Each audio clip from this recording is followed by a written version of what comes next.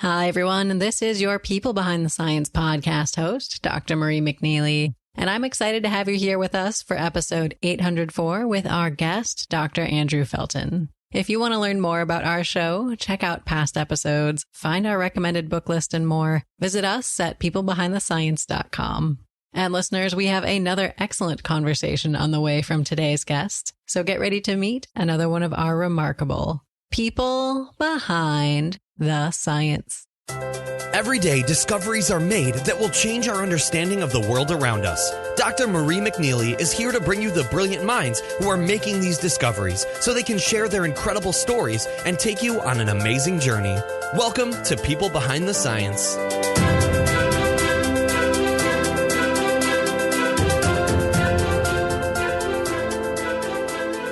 Hello, everyone, and welcome to People Behind the Science. Today, I am thrilled to be speaking with our guest researcher, Dr. Andrew Felton.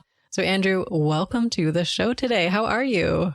I'm great. Thanks so much for having me. This is exciting. Well, we are delighted to have you with us. I'm looking forward to learning more about you and more about the work that you do, but perhaps we'll start with a general introduction. So listeners, Andrew is an assistant professor in the Department of Land Resources and Environmental Sciences within the College of Agriculture at Montana State University-Bozeman, where he is the principal investigator of the Felton Lab.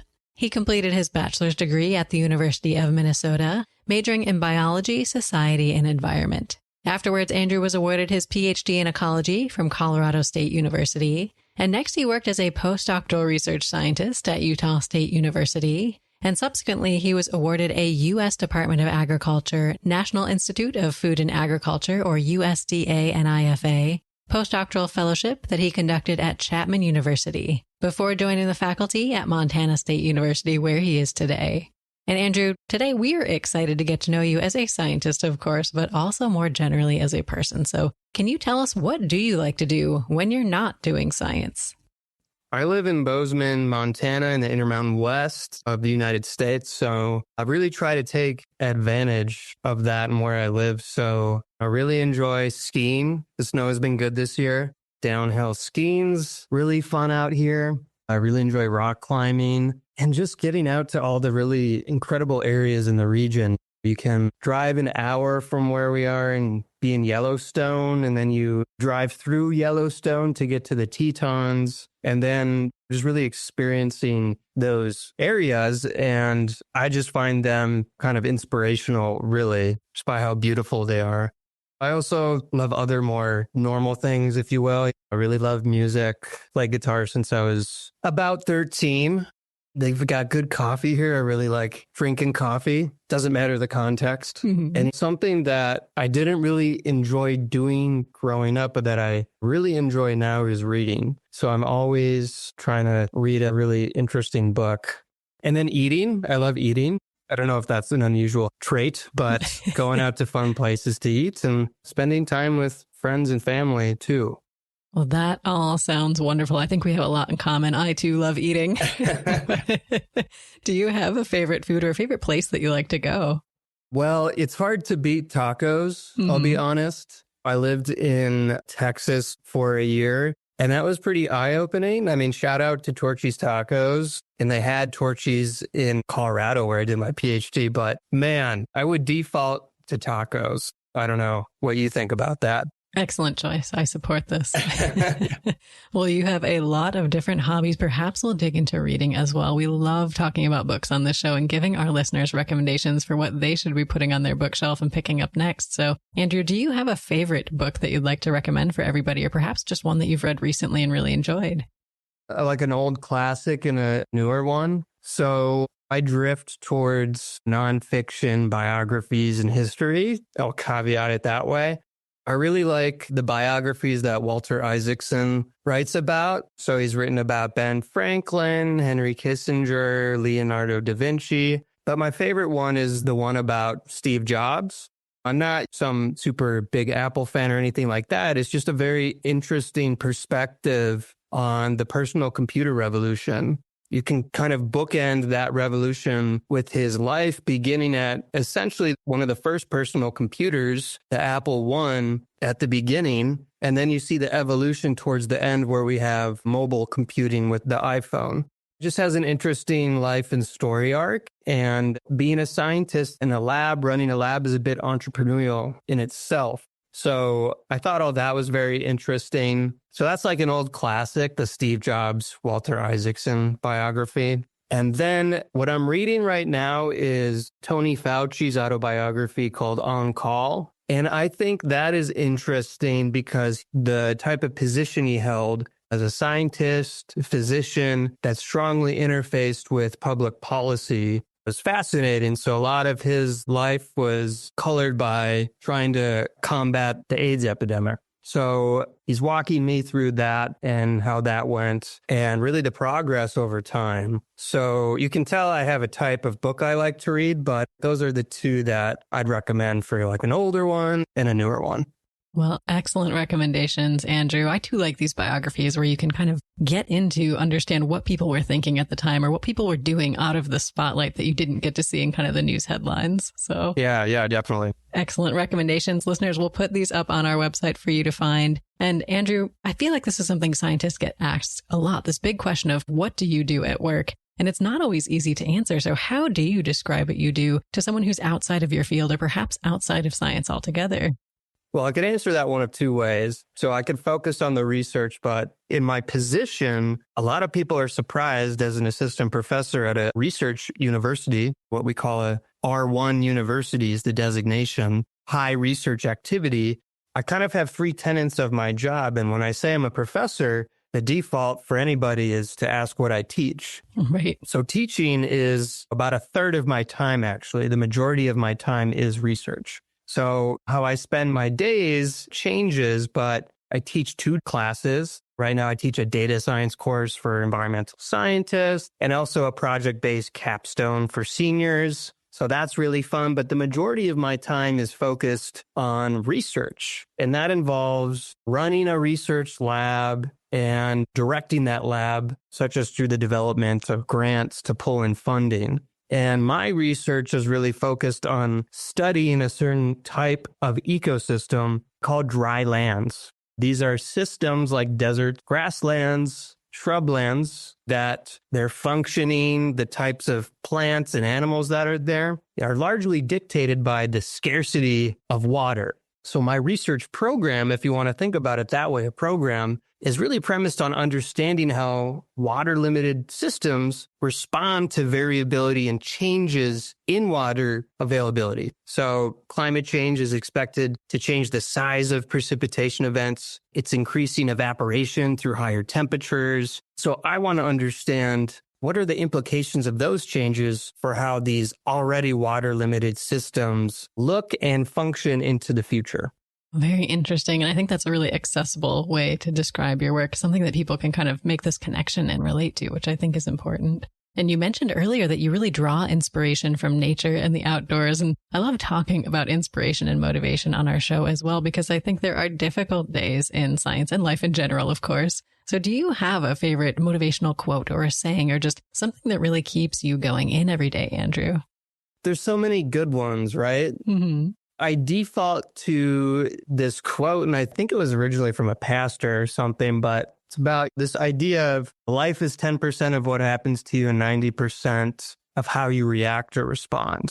And we can debate the percentages there, but the broader message is that how you respond to events in your life can dictate a lot of how you move forward. And then that also feeds into broader themes in science, right, about this need to be resilience, because rejection is just like a common feature of being a scientist. So I try to keep that in mind when faced with different challenges, whether it be peer review or experiments not really working, to try to have a cool head. I feel like maybe I benefit a bit from being the Midwest of the U.S., where we sometimes have a more stoic perspective on things, but that's definitely one that I try to keep in mind.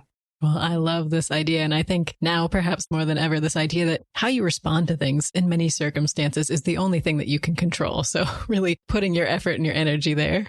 Yeah, I was going to mention that. I mean, that's another way to think about it too. It's focus on the things that you can control, because of the fact of the matter is a lot of things going on around you and that may impact you or a bit out of your control. So definitely connects to that for sure. Absolutely. And I think in science, some of the things that you can control are reaching out and making these connections with role models, mentors, colleagues, and peers, people who can really help lift you up in your career. So, Andrew, when you look at your own career path, were there particular people who served as mentors and role models and really helped you get to where you are today? Oh, absolutely. As I develop in my own position running a lab, I keep that in mind that a lot of my success or progress forward in my profession has been a result of really great mentors. So I was pretty lucky. Not everybody has this experience to come into a lab during my PhD and have that develop into a really strong collaborative relationship. I found a lifelong mentor and colleague as well in science. So definitely my PhD advisor, Mindy Smith over at Colorado State University, is one of the first people that comes to mind. And she definitely leads by example. She's a workhorse, super creative, provided so many opportunities for me. When I graduated college, undergrad, I was about to go live on a research station or something for the summer in North Dakota. And then I got kind of this opportunity to do a PhD over in Colorado, and I took it. And wow, here we are. She's a really strong colleague. So my PhD advisor, I've been lucky to have as a great mentor and now colleague. And I was further lucky that that sort of dynamic was consistent for my postdoctoral years as well. Certainly. And I think it's wonderful that you mentioned that these connections often continue, these collegial relationships, if you will, continue after you're completed with your training. These people are now your peers, your colleagues, your collaborators, people who you're working with in the field. And I think that's one of the wonderful things about science as well. So let's maybe take it back to the beginning, Andrew. If you could maybe give us some insight into how you first got interested in science to begin with. I wasn't one of those kids who just loved nature. You know, I'm an ecologist, so that implies my research strongly involves perhaps being outside in nature and all that. But I did not grow up in the suburbs of the Twin Cities of Minnesota having a strong affinity for the outdoors initially. What really got me fascinated was a book that I read. It's called The Song of the Dodo by David Quammen, who incidentally lives in Bozeman.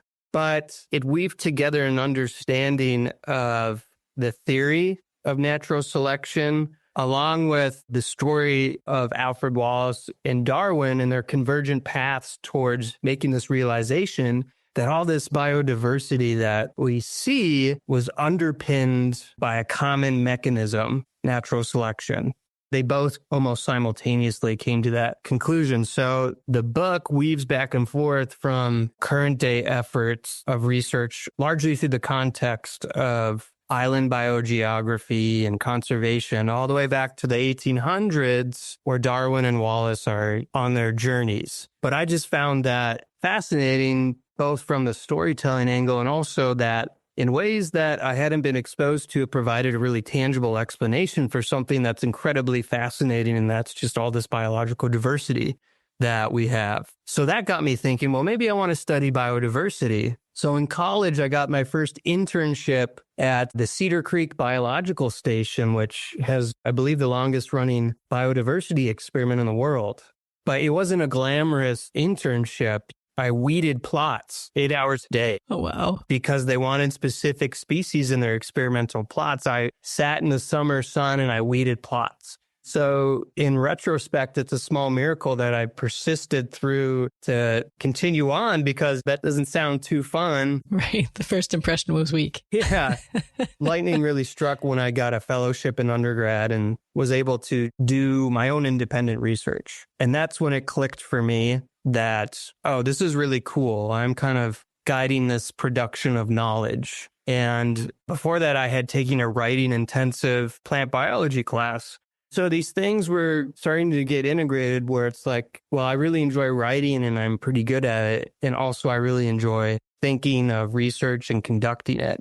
So from there, I applied to a PhD and got in to the ecology program at Colorado State and focused on grassland ecology. I spent my summers over at the Konza Prairie Biological Station in eastern Kansas, understanding how extreme weather conditions impact how that grassland functions. And then things just built from there.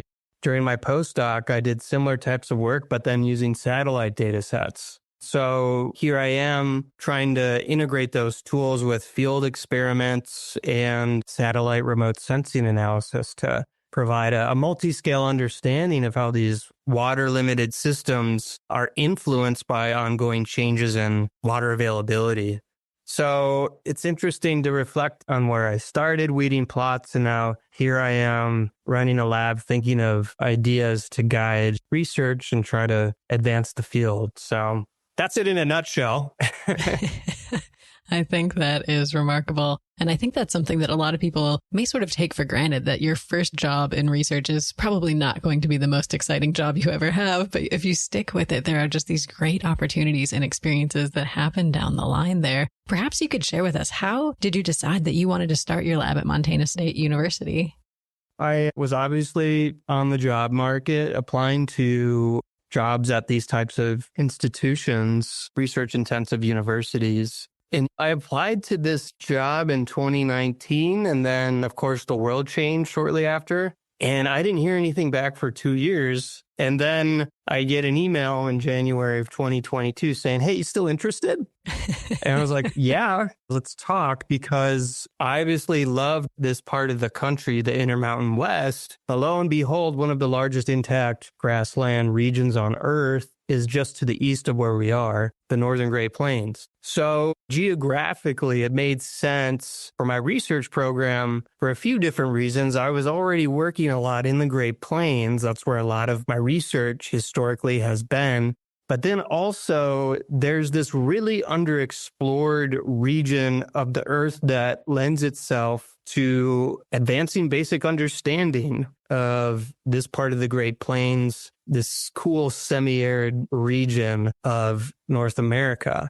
And the position also allowed me to do some interesting things teaching-wise, teaching and developing a data science-focused course for majors that want to go into ecology, a skill that's increasingly essential if you want to do scientific research. You need to know how to work with data, and that typically involves using a programming language. So I thought all those sorts of things were interesting and exciting. So sometimes the stars align. You can't predict when they will, obviously, but in this case, they appear to have more or less aligned.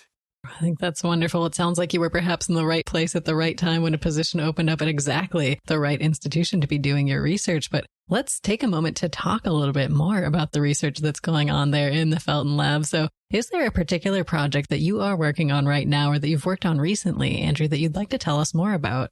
What I'm working on right now that I'm excited about is this idea called the seasonal origin of water resources driving primary production or plant growth across the Great Plains. This interest started when I read a paper that was trying to understand what season trees in Swiss forests, the water that they're using ultimately to grow, where did that originate from? Was it new water from rainfall that recently fell in the summer, or was it older water, such as from snowmelt? And what they found using water isotopes, which allow you to trace water molecules that had different weights, essentially, what they discovered is that most of the water that plants are using and pumping out of their leaves is originated from its older precipitation from the winter. They're not really using a lot of new precipitation to drive their growth. So it's not such the case that it just rains and then the plants grow. They're using water that originated in the system or is delivered in the system a long time ago.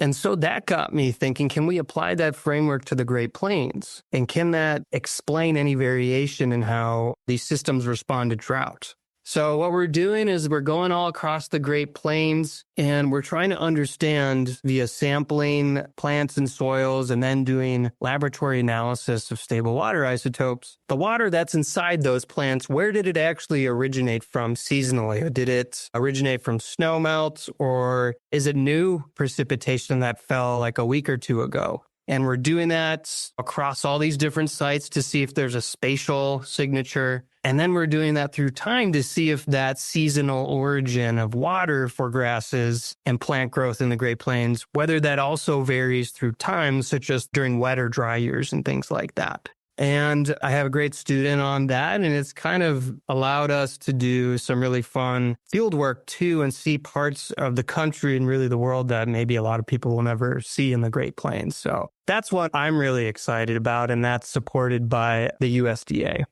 Oh, I think that's really cool. And I guess one question that comes immediately to mind is, are all of the plants within an ecosystem getting water from the same source? So I'm thinking maybe trees that have a deeper root system versus like a surface plant, a grass, something like that may have shallower roots. Unlikely. Mm-hmm. In plant communities, there's questions of what allows coexistence to persist among all these different species, right? One potential explanation is there's niche partitioning or separation in traits and interactions with the environment. And this sort of separation of niches can occur through time. So maybe certain plants are more active earlier in the growing season, like cool season grasses, and others are active later, such as warm season grasses. But maybe there's more spatial partitioning, such as they're just accessing water from different layers in the soil profile. And perhaps snowmelt versus rain enters the soil and goes into different locations within the soil. So it becomes really interesting to think about that degree of separation. So there's definitely a potential for us to shed more light on that. Some folks have asked similar questions like that, but there's always room to produce more knowledge there, I'd say. Definitely. Well, this is a fascinating project and certainly complex, as you started to highlight some of the different layers that can be pulled back on these questions. And I think in science, there are a lot of complexities, a lot of challenges, a lot of struggle, and a lot of failure. And I think that's something that the public doesn't necessarily get to see every day because they see the shiny headline that comes out at the end. So if you had to think about a time in your career where you really struggled with something or you had a major failure, Andrew, do you have an example that you could share with us today and maybe talk us through how you got through it? I wouldn't say this is a failure, but it was a definite challenge. And the end result is a success. During my second postdoc over at Chapman University, my advisor, Dr. Greg Goldsmith, had this long-standing interest in understanding and quantifying this idea of the transit time of water through vegetation, or the travel time. In simple terms, how long does it take water to flow through a plant? They absorb water through their roots, and water eventually exits through their leaves, through their stomata, and returns back to the atmosphere. So it's kind of this idea of the water cycle. It's a really important biogeochemical cycle on Earth. So we started this in 2021, and it just got published a few weeks ago. That gives you a sense of how long these things take. Mm-hmm. So all along the way, we face challenges, right? So very simple challenges. Well, I have these complex data structures and I use R as a programming language. Well, back then, R wasn't good for working with those data structures. So then I had to learn Python, which helped me work with those structures essentially. So a bit of a challenge, but the end result's positive there. And then we go all the way to submission. There were a lot of things that the peer review process asked for that initially presented challenges to us, but it pushed us to make the science better. So I'll give you two examples. Initially, we had produced a global map using 1 year of data. So we used the year, I think, 2016, and we produced a map of these transit times across the world, essentially, for plants. So one reviewer was like, why are you doing 1 year? Why don't you do more? So we thought to ourselves like, man, this is going to be tough because we have to essentially acquire all this new data and rerun the model we used. So we figured out how to do that. And we pulled in a new collaborator who had the requisite skills to help us do that. But that took a long time. I mean, that took maybe 6 or so months to put all that in place. And then another reviewer was like, well, you're measuring like a really new and important quantity about the Earth. Do you have uncertainty estimates to bound them? So we're like, oh man, how do we do that? What would that look like? So again, a challenge, but also pushed us to make the science better. And so what we did is we were able to compare our estimates to some ground-based estimates and compare those to generate and propagate some uncertainty there around the values we were producing. I learned better how to do an uncertainty estimate there. It was things like that. And this went through a few rounds of revision where each time it was like, well, how do we do that? Wow. But the end result was a much more robust, strong analysis. So whereas we started out with 1 year of data with no measures of uncertainty, now the estimates are based off 5 years of data with associated uncertainty estimates. So over the last 4 years, we've been working on this project and it's finally been published. A broader point there is that it's not obviously 100% the case, but I do strongly believe in the peer review process to improve upon work, in vet work. That's one current thing that comes to mind. Here's a small thing, though, for all you folks doing experiments. During my PhD, I essentially tried to manipulate rainfall by excluding it. You build these rainout shelters with transparent polycarbonate roofs over experimental plots, and I essentially was married to my experiment when I did that because in Kansas, when the storms come, they come. And so I, after storms would come, drive up to my field site, and sometimes, once in a while, the roofs would be blown off my experimental plots. Oh, no. There you go. It's like, well, how am I going to react to this? You just take note of that, factor it in, and rebuild or put the roofs back on. It's never straightforward is what I found, and it can be a test of resolve and resilience, which is pretty important in research, I have found. Definitely. And I think doing anything in the field, you're sort of at the mercy of nature in a lot of cases. Has this shaped the kinds of experiments or maybe the way you design experiments now, having had some of these challenging experiences, we'll say? There's a couple ways. I'm part of the International Drought Experiment, and it's actually quite hard when you think about it to impose an experimental drought in the context of essentially nature, because weather patterns are going to do what they do. One way to revise doing that sort of approach is to, as opposed to having like just one roof, you actually build like a curved, almost like a greenhouse type thing that's stronger and also prevents lateral blow-in. So it's this more contained structure. And a lot of drought experiments use passive rainfall removal, where they'll have slits in the roofs and remove a certain percentage of each rainfall event. So another approach is to exclude 100% of ambient rainfall and then add what you want. But do you think about what's a drought? It's just less rainfall. Well, when you dive into the details, experimentally imposing drought is actually quite complicated. I think it's kind of an evolving thing and refining like how we go about doing that, because it's really important, particularly out in the Western U.S. and other water limited systems that frequently are exposed to drought as well. Definitely. Well, it sounds like there's perhaps some creative thinking and some trial and error that goes into these experiments to kind of understand what will work best. And I think this is part of solving the challenges in science, but we don't want to just dwell on the challenges. We'd love to talk about the successes. This first story you mentioned, of course, ended with a big success. Do you want to tell us more about this story, or is there another success that you would like to highlight?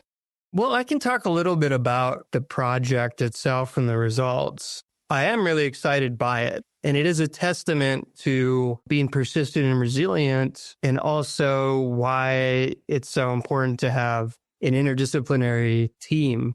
We spent 4 years working on this, going through revisions, and the end result, it's a paper published in Nature Water, is a really cool advance in our understanding of the water cycle. So we lack a large-scale understanding of two things, really. How much fresh water is actually stored in plants globally. So essentially, what's the biomass water pool on Earth? So if you think of lakes, the atmosphere, rivers, glaciers, those are all pools of water. And we don't have a great estimate of how much water is actually stored in plants.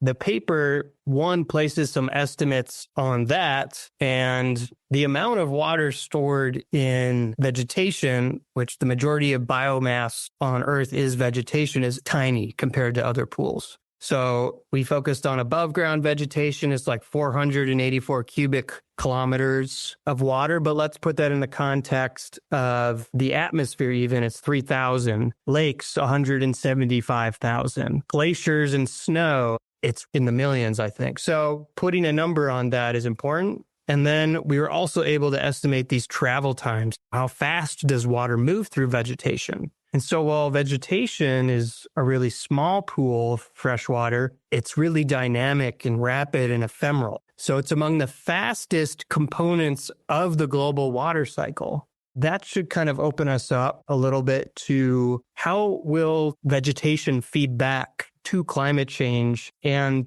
the water cycle itself. Because we know plants are constantly responding to their environment. And what we found is that the pace at which they essentially return water back to the atmosphere, recycle it back, is perhaps the fastest pool in the water cycle. It's the most ephemeral pool in the water cycle. So it's really dynamic. And it's really exciting to finally see it in print, but there's a long journey to get there. So I don't want people to think it's ever easy. This journey started in 2021. Largely thanks to Dr. Greg Goldsmith over at Chapman University.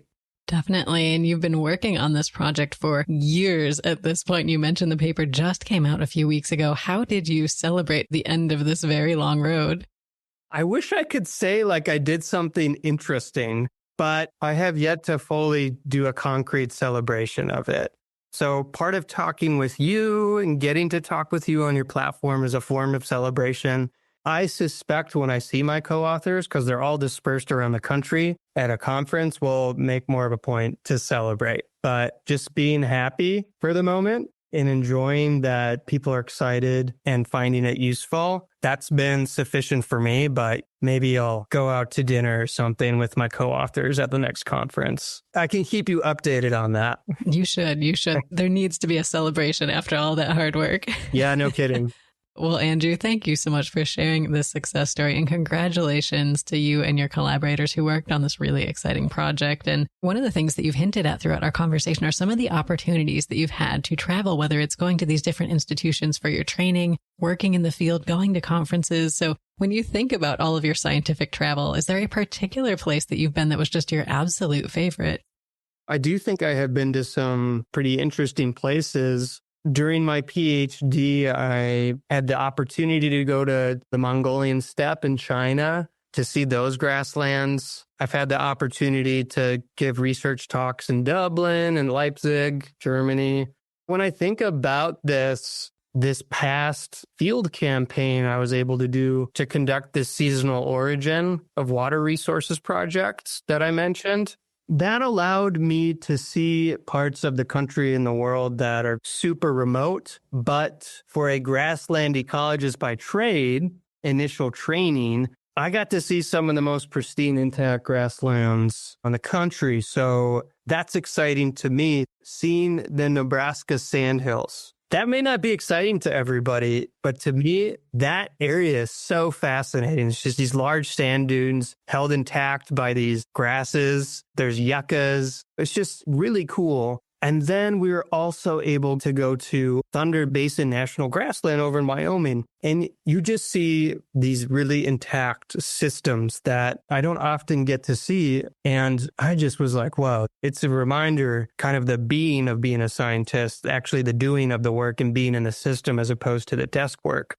I found that was really cool. But I want to say I probably feel that way because the context of it was, this was a project that I conceived, I secured the funding for, I got the grad students, an excellent student, and other technicians joined us. So to me, as an early career researcher, it meant a lot to me to be able to do that because I felt like I had really transitioned to this phase where I'm conducting work with these awesome early career people for a grant that I secured and conceived. So I think I have warm, fuzzy feelings about that because of the broader context of being an early career PI, running a lab and having that really be one of my first experiences where it's like, wow, I'm really doing it. I came up with the idea. I got the grant. I have awesome people that I'm working with. And like, whoa, look, it's this Nebraska Sandhills. Are you kidding me? So I think that's why I feel that way, because of the bigger context.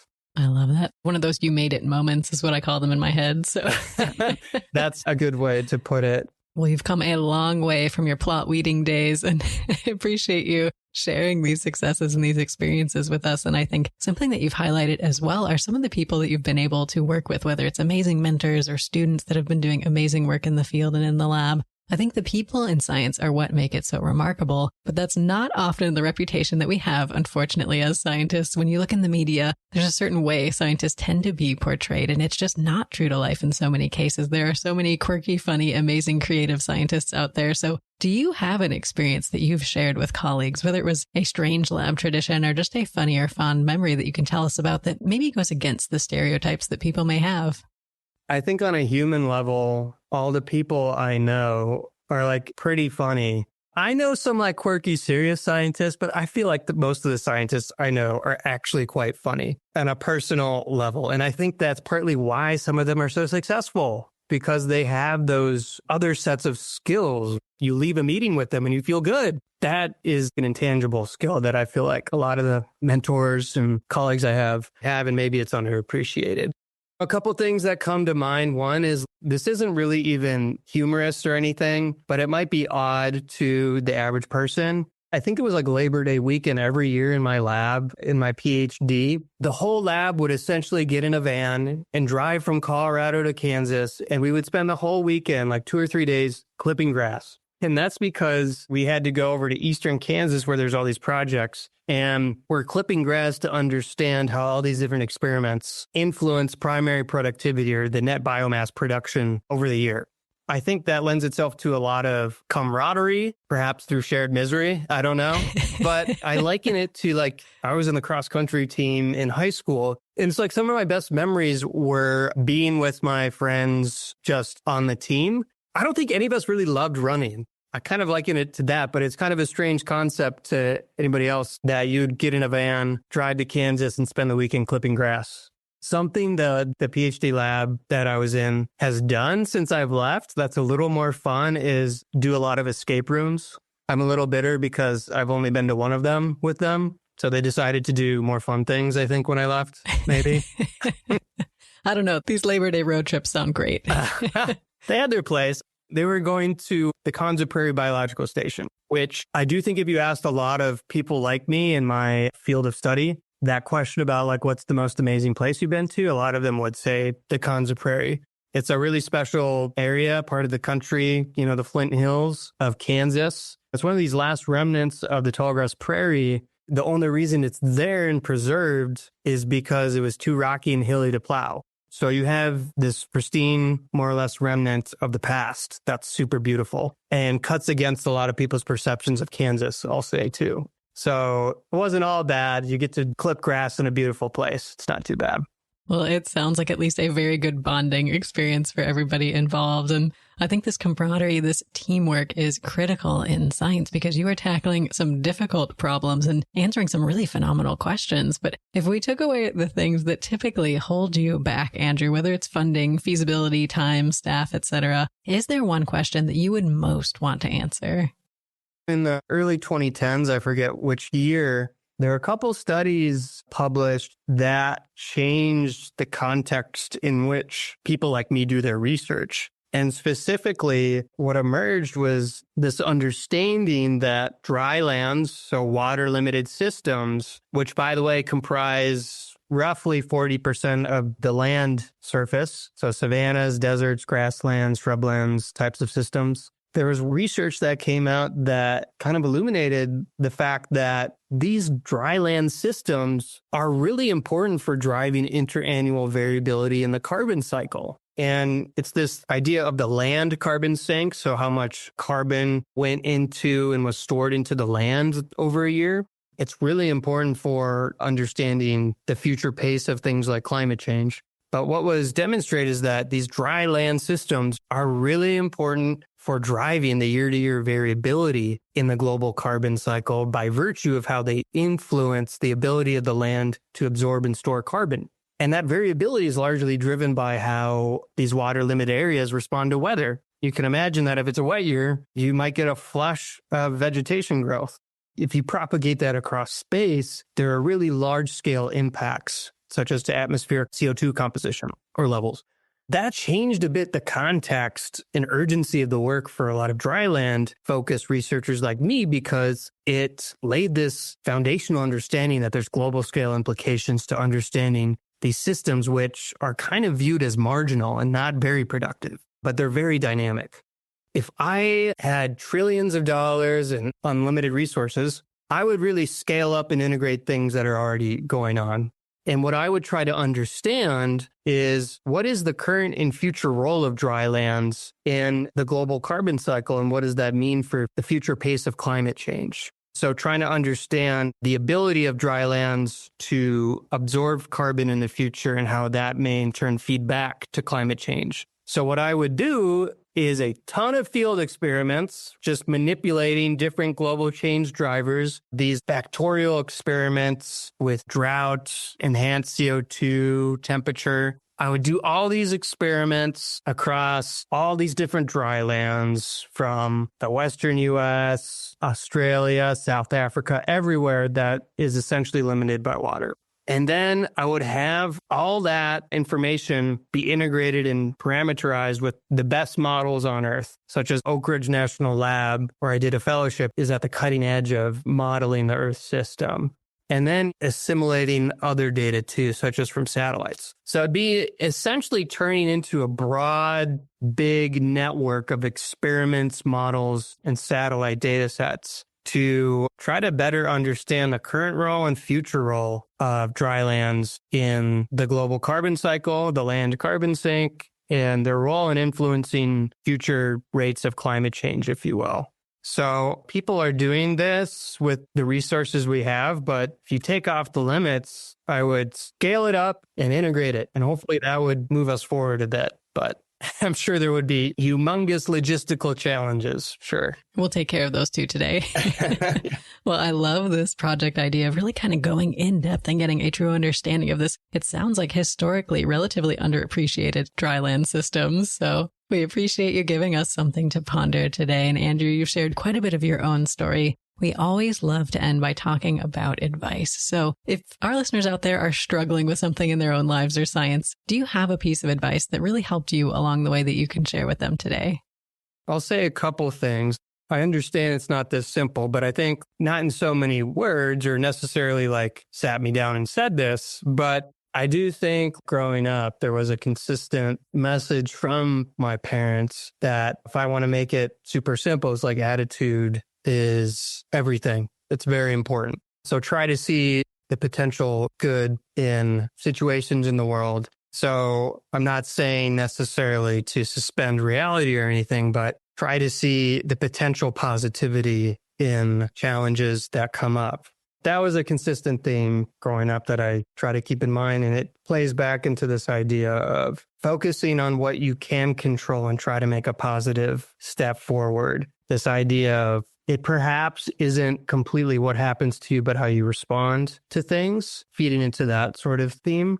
And also, it certainly is much easier, I think, to be pessimistic, but I have I don't want to say luxury, but I have the opportunity in my job to both work with folks who are in the capacity of mentors for me and to serve as mentors for others.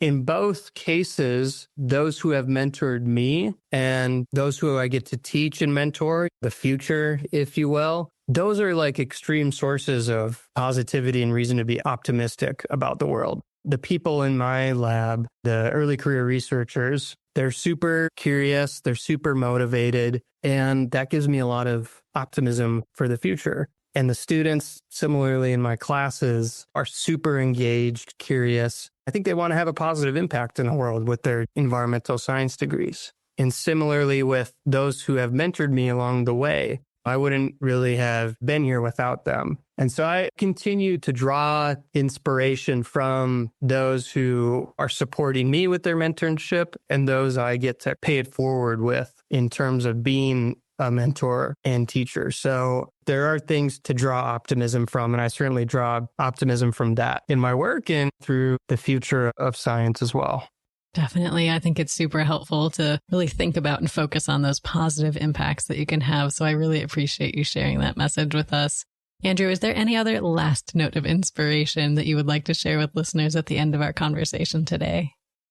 It's incredible the amount of things in research that are being discovered every day. If you just look on Google Scholar, go into journals such as Nature or Science, it's just amazing the things that are being revealed about the natural world. And the pace of those discoveries seems to only be increasing.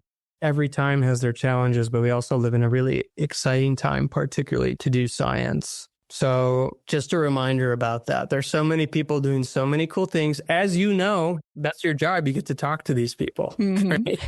So maybe I'm preaching to the choir. Oh, I'm sold. Yeah, it is an exciting time to be a part of the scientific enterprise. And by virtue of those who I get to work with, I draw a lot of optimism. Well, what a wonderful note to end on, Andrew. Thank you so much. If our listeners want to learn more about you and the work that you're doing, how can they get in touch or where should they go? Well, I have an email. I'm kind of in the woods on social media right now, but I think that the lowest barrier would be to look me up on my faculty page. So it's Montana State University, Land Resources and Environmental Sciences. And then it has my faculty profile, it has my email, and it has a link to my website as well, which is through Weebly. So that'd probably be the lowest barrier to entry. Well, that's perfect. Listeners, definitely take some time to learn more about Andrew and his research. Check out his website. And Andrew, thank you so much for joining us and sharing a piece of your story today. Thanks so much for having me. It's fun to talk about these things and reflect. And this was a lot of fun. So thanks. Well, it was a pleasure to have you here. Listeners, wonderful to have you here with us as well. We hope you join us again next time for another episode of People Behind the Science.